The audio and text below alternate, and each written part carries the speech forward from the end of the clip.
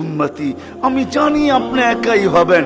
কিয়ামতের দিন কেউ উম্মতি বলে চিৎকার দিবে না, না নবী দিবে, না রসুল দিবে, না উলুল আজমি মিনার রসুলরা দিবে। কেউ উম্মতি বলে চিৎকার দিবে না। মুসা আলাইহিস সালাম তো এতটুকুও বলবে, লা আসআলুকা উম্মি ওয়ালা আসআলুকা উখতি, মাকেও চাই না, বোনকেও চাই না, আসআলুকা নফসি, আল্লাহ আমাকে বাঁচান, আমাকে বাঁচান। সব নবীরা নফসি নফসি বলবে।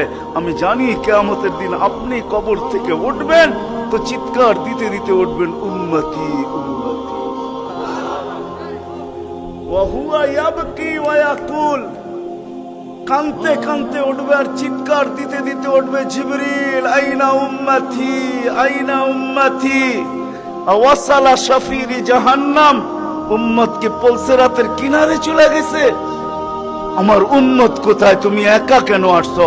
তো জিবরিল আলাইহিস সালাম সান্ত্বনা দিবে, বিইজ্জাতিল্লাহি ওয়া জালালি মা শাক্কাল আরদা আহাদুন ইনতা আনতা, আপনি ব্যতীত জমিনের উপরে কেউ ওঠে নাই, উম্মত উঠলো কোত্থেকা?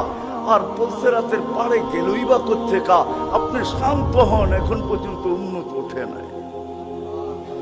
যে কবর থেকে এই অবস্থায় উঠবে, আল্লাহ বলে, বন্ধু কিয়ামতকে দুই ভাগে ভাগ করছি, আমি জানি আপনি একা উম্মতি বলে চিৎকার।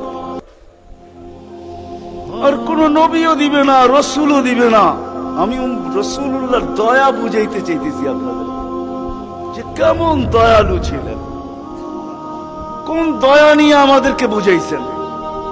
হায় হায় হায় হায়, সত্য এটাই।